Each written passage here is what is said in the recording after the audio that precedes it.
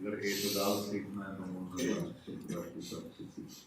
قلم کا اعتدال، زبان کا اعتدال، درس کا اعتدال، یہ ہمارے پاس کوئی نظر، یہ ہمارے اکابر کا جو قدامہ تھے ان کی شان تھی کہ وہ انتہائی معتدل ہستیاں تھیں۔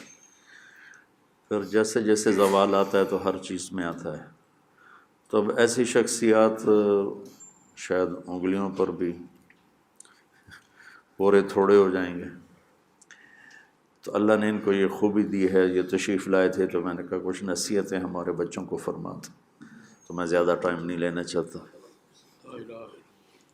حضرت مولانا طارق جمیل صاحب دامن برکاتہم کی مہربانی ہے، میں تو ویسے آتا رہتا ہوں یہاں، تو کبھی کبھی یاد فرماتے ہیں اور میں بغیر یاد کے بھی کبھی کبھی آتا ہوں، میرا گھر ہے یہ، اور ان علمی مراکز میں سے ہے جن سے میرے جیسے لوگوں کو مستقبل کے حوالے سے کچھ امیدیں وابستہ ہیں۔ اللہ پاک مولانا کی صحت میں، عمر میں برکات نصیب فرمائے اور ان مراکز کو اپنے مقاصد میں کامیابی نصیب فرمائے۔ بس مولانا جو بات فرما رہے تھے، یہ اصل میں ہمارا کوئی مسئلہ نہیں ہے، ہم نے جن بزرگوں سے فیض حاصل کیا ہے یہ ان کا سبق ہمیں یہی ہے۔ میں اسی مناسبت سے 2-3 باتیں اگر عرض کر دوں کہ ہم نے بزرگوں سے سیکھا کیا ہے۔ ایوب خان کا زمانہ تھا، چاند کا جھگڑا تھا بہت، تو مولانا حافظ عبدالقادر روپڑی علیہ سالم سے ان کا ایک مضمون چھپا، ہمارا ان کا وہ مولانا عبدالقادر روپڑی صاحب اور علیہ سالم میں مناظر بھی تھے، ان کا ایک مضمون چھپا نوائے وقت میں، تو میں نے اس کا جواب لکھا۔ وہ موقف ان کا مختلف تھا، ہمارا مختلف تھا، نوائے وقت میں چھپا تو میں نے مراسلے کی شکل میں جواب لکھا۔ میں نے والد صاحب کو دکھایا کہ میں نے یہ جواب لکھا ہے، ذرا چیک کر لیں۔ میرا غالباً موقف علیہ کا سال تھا جی، الٹے ہاتھ کی میرے منہ تک آئی تو صحیح لگی نہیں۔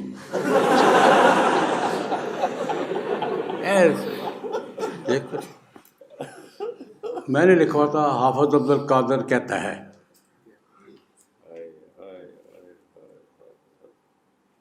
یہ مجھے یاد ہے، الٹے ہاتھ کی آئی، لگی مجھے نہیں، لیکن میرے تیرا چھوٹا بھرا ہے، تیرے پیو نالوں وڈا، یہ مجھے جملے یاد ہے، وہ تیرا چھوٹا بھرا ہے، حافظ عبدالقادر کہتا ہے تیرے پیو نالوں وڈا، عمر میں زیادہ ہی تھے وہ۔ یوں لکھو مولانا حافظ عبدالقادر روپڑی یوں کہتے ہیں، مجھے ان کی بات سے اختلاف ہے۔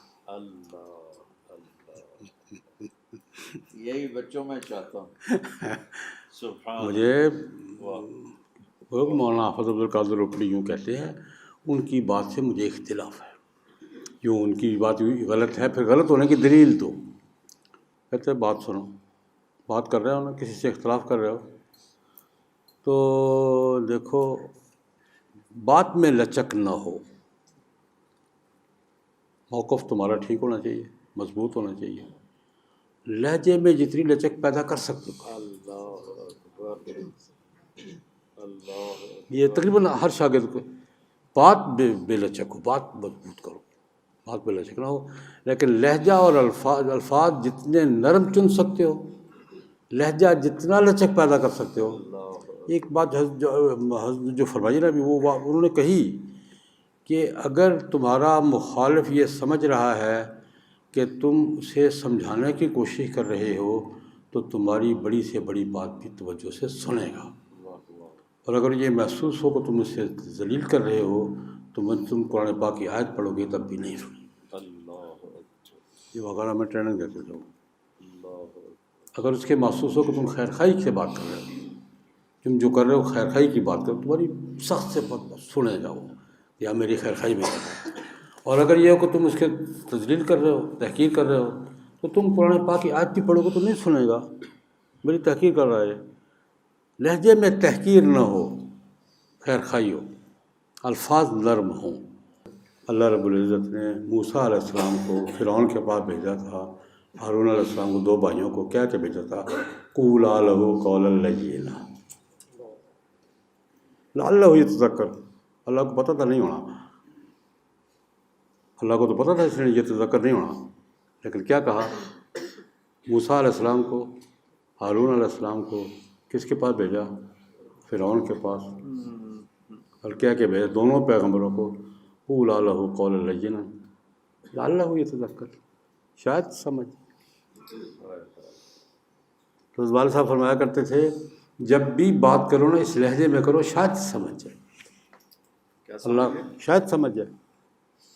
یہ ذہن میں نیت رکھ کے کرو کہ میں بات کروں شاید سمجھ جائے. یہ شاید لعلہ یتذکر جو ہے نا، لعلہ یتذکر، فرمایا یہ اس کا سب سے بڑا حکمت ہے کہ یہ سوچ کے بات کرو کہ شاید سمجھ ہی جائے یار. تو بہرحال حضرت کے حکم پر میں نے 2-4 باتیں کہہ دی ہیں. دعا کی درخواست کر رہا ہوں حضرت سے بھی، آپ سب حضرات سے بھی.